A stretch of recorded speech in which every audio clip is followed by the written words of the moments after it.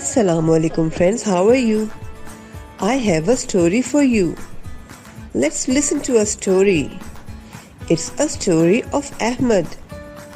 One day Ahmed went to a garden. Ahmed saw an ant.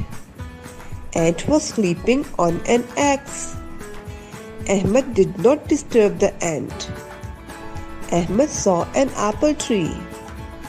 Ahmed ate an apple and says, Alhamdulillah.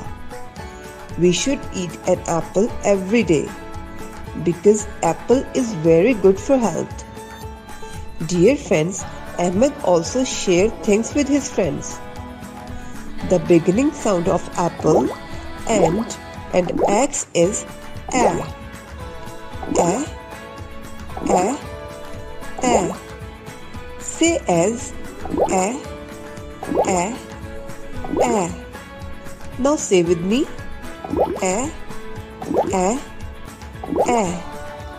Let's read with me.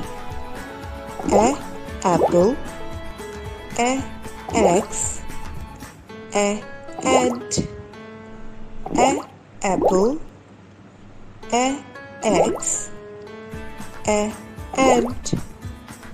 A apple. A axe, a ant.